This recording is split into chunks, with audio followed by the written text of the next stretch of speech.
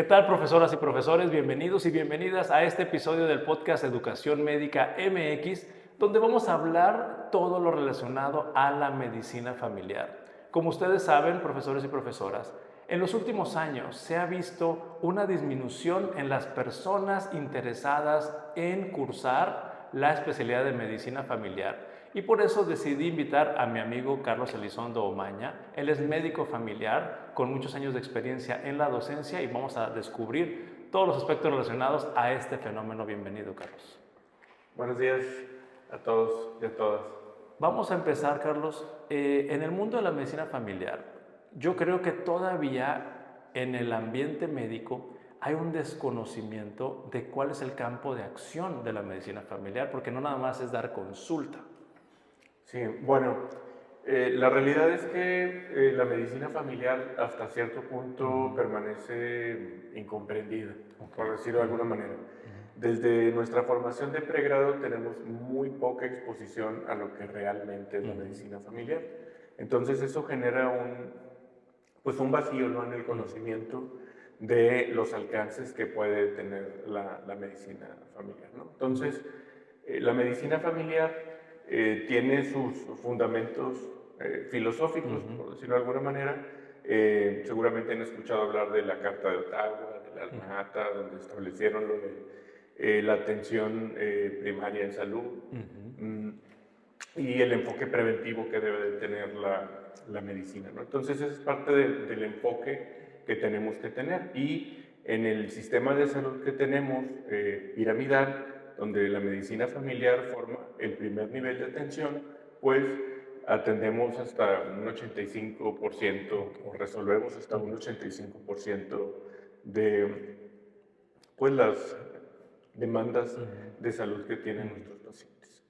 El médico familiar no nada más se enfoca en esas consultas bajo demanda, por decirlo de alguna manera, sino que el enfoque está más en la atención integral del paciente desde un enfoque biopsicosocial. Es decir, no solamente voy a ver la parte de la enfermedad, sino que voy a ver cómo afecta a la dinámica con su familia y factores que pueden estar incidiendo en que el control o la curación de la enfermedad no se lleven a cabo por problemas que estén ocurriendo ahí con el apoyo de su núcleo social, ¿no?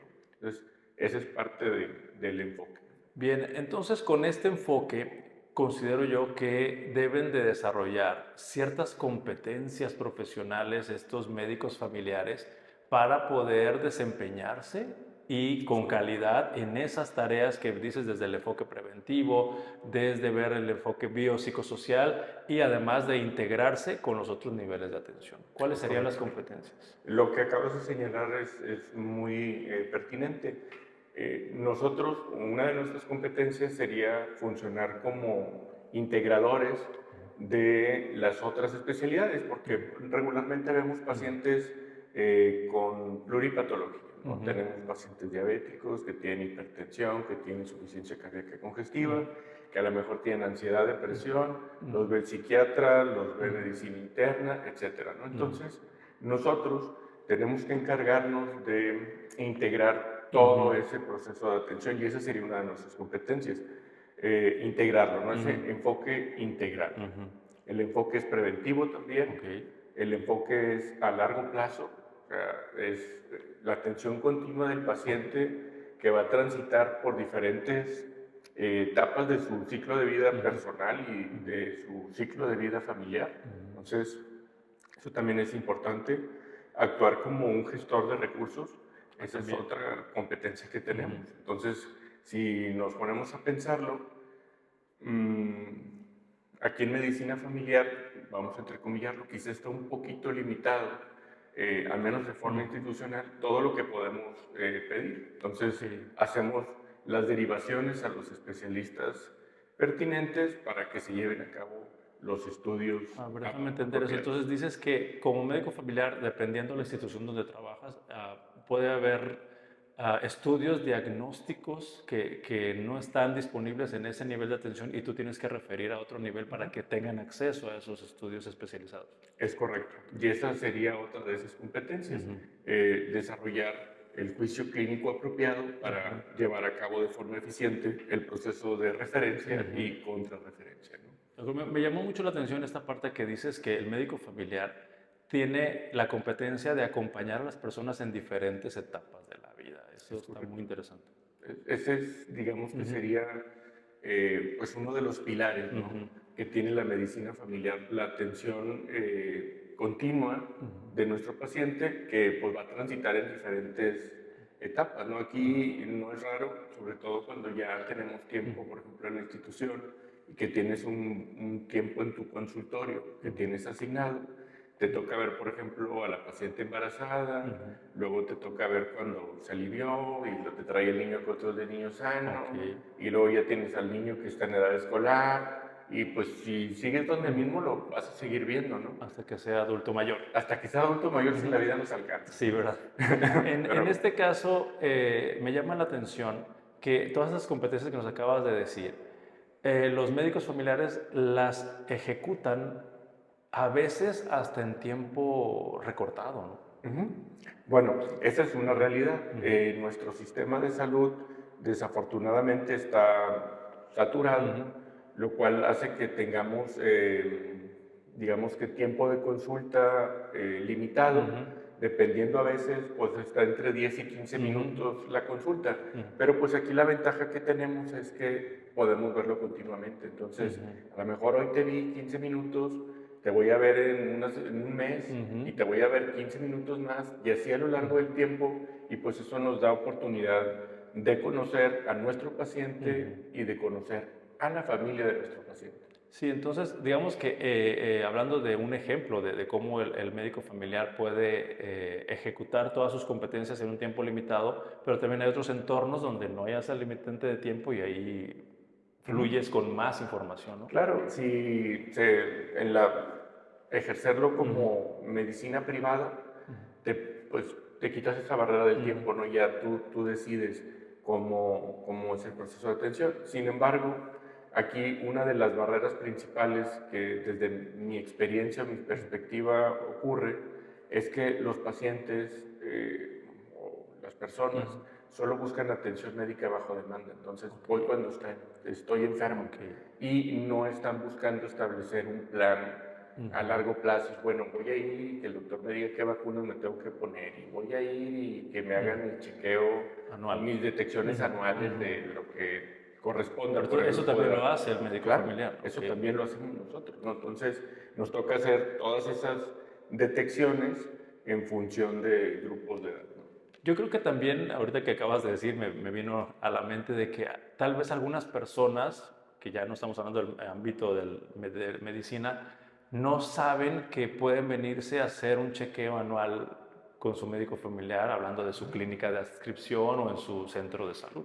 Claro, está disponible y son pocas las personas desafortunadamente que acuden, porque ese sería otro de los enfoques principales de la medicina familiar, ese enfoque preventivo. Entonces, a lo mejor culturalmente hablando no estamos acostumbrados, nos cuesta trabajo decir, bueno, voy a ir, tengo 50 años, me toca pues, mi detección para próstata y pues le sacamos la vuelta, ¿verdad? Sí, entonces, no buscamos. Pero qué bueno que lo resaltamos en la conversación para que también el enfoque de la medicina preventiva sea muy del dominio público, de las personas que os puedan ver o escuchar en esta entrevista. Continuando con esta conversación, Carlos, por lo que me acabas de decir, entonces yo estoy viendo de las competencias del médico familiar, tiene que tener el dominio, voy a decir por especialidad, de conceptos muy importantes de la pediatría, conceptos muy importantes de la ginecología y obstetricia, conceptos muy importantes de la medicina interna, y así nos podemos ir enlistando. Sí, sí, sí. Porque no nada más es un médico de consulta, es un médico que está capacitado para hacer eso. Y esa es la parte que a veces lo vuelve complejo, que el área de dominio se vuelve amplia. Quizá no somos, no sé, expertos en leucemia, Ujú. pero deberíamos de ver una biometría hemática y decir, ah, caray, aquí está pasando algo, Ok. entonces tengo que referirlo a medicina interna, tengo que referirlo con el pediatra para que se lleve a cabo De todo el acuerdo. proceso de referencias y contrarreferencias necesario. Sí, sí tenemos que tener conocimiento amplio. Quizá a lo mejor tiene un límite, pero por eso tenemos que desarrollar esa habilidad de integrar, ¿no? Y de llevar a cabo el proceso de referencia contra referencia Sí, apropiadamente. como tú dices, detectar cuando el paciente requiere otro tipo de cuidado a la salud más especializado y ahí, y no es porque ustedes no estén especializados, sino es porque ustedes tienen un entrenamiento y requiere otro nivel de atención. Exacto. Bien, quiero preguntarte algo que es más de tu perspectiva. Con esto que dije al principio de este episodio del podcast, donde vemos que menos médicos que egresan de las escuelas de medicina están interesados en cursar una especialidad de medicina familiar. Y si esto continúa, yo me imagino que pasaría algo caótico en un futuro cercano en los sistemas de salud en el país. ¿Qué opinas tú? Es correcto. Si no tenemos un primer nivel de atención sólido, si el proceso de atención puede volverse, como dices, caótico. Si tomamos de referencia otros países que utilizan el mismo modelo, por ejemplo, Reino Unido, allá nadie llega a un especialista si no pasa primero por el primer nivel de atención, que es atendido por médicos familiares. Y pues eso repercute en costos del proceso de atención médica, a lo mejor solicitudes de estudios innecesarios y un montón de otras cosas. Si no existiera, probablemente sí pudiera volverse un poquito caótico y más costoso.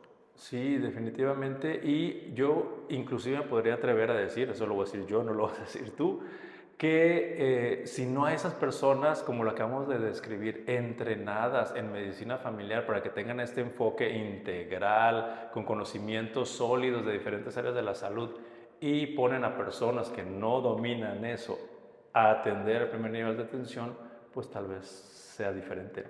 Sí, es muy probable, sería muy diferente. Y aquí la cuestión es que la medicina familiar no es que esté equivocada, no es que sus fundamentos filosóficos o sus fundamentos epistemológicos estén mal. El problema es más cómo se lleva a cabo el sistema de salud nacional. Y la medicina familiar de alguna forma no termina de encajar en ese modelo. Ok. No es que la medicina esté fallando, la medicina familiar esté fallando. Y tampoco el modelo, simplemente que no están completamente alineados, ¿no? De En acuerdo. el papel, probablemente, pero en la práctica no. Sí, entonces el médico familiar nuevamente, describiéndolo como tú dijiste, tiene muchas capacidades o dominios del cuidado de la salud, tiene una perspectiva, como dijiste, biopsicosocial y además una capacidad de verte en diferentes etapas de la vida, lo cual no todas las otras especialidades lo hacen. Exacto. Lo hacen, como dijiste, bajo demanda, te enfermas, vas con el especialista, pero hasta ahorita yo no he visto, por ejemplo, que haya el chequeo del sistema digestivo preventivo. No necesariamente, digo, a lo mejor lo podemos inventar, pero no existe de forma tradicional. Así rutinaria como pesquisas habituales. No. En cambio, el chequeo anual por el médico familiar sí existe y hay protocolos que se tienen que seguir. Claro, incluso parte de nuestro trabajo sería detectar factores de riesgo durante la entrevista y que si bien no existe un protocolo institucional como tal para el paciente que tenga antecedentes de cáncer de colon, al detectarlo, nosotros podemos canalizarlo para que el gastro lo vea y el gastro en nuestra institución tomaría la decisión si es necesario o no hacer algún otro tipo de estudio. Bien, y pasando a un aspecto que tratamos fuera de cámaras, pero sí me gustaría que lo platicaras, hay un mito que el médico familiar cuando trabaja en una institución gana menos. Bueno, sí, ese es más el mito. La realidad es que, por ejemplo, institucionalmente hablando, estamos bajo un contrato colectivo de trabajo y pues las categorías son especialistas, es médico familiar o médico no familiar y médico general. Okay. El médico general, que cada vez son menos los que elaboran, ellos sí tienen un salario diferente y un horario diferente.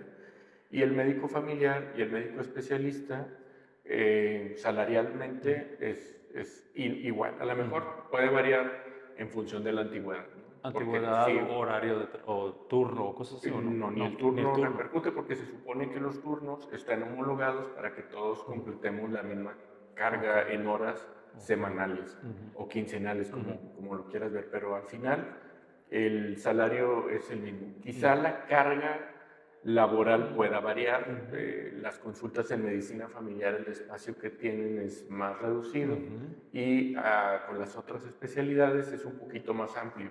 Quizá yo tengo que ver 4 pacientes por hora, cada 15 minutos y probablemente en el hospital un médico internista estaría viendo 3 pacientes por hora, uno cada 20 minutos. Creo que es ya derribamos ese mito de que el médico familiar gana menos en un sistema de salud. En el sistema de salud. Y me imagino que en otros sistemas de salud en México debe estar igual.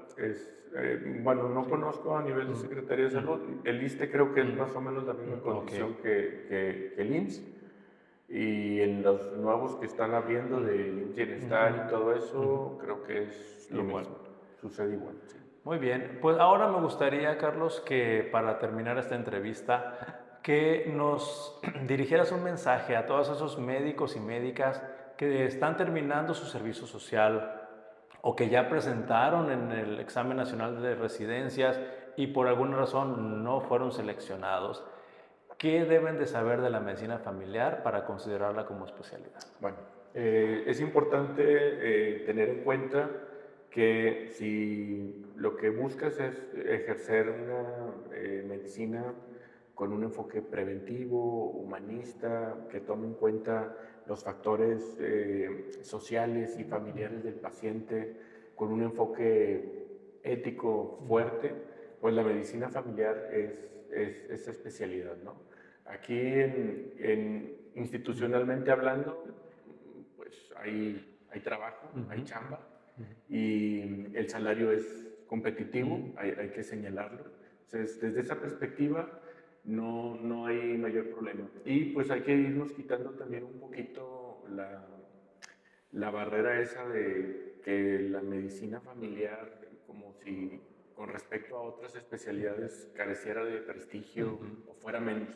La realidad es que la forma en la que ejerzas la medicina, independientemente de la especialidad que tengas, depende de ti, ¿no? Entonces no es que la especialidad sea menos glamurosa. Menos glamurosa.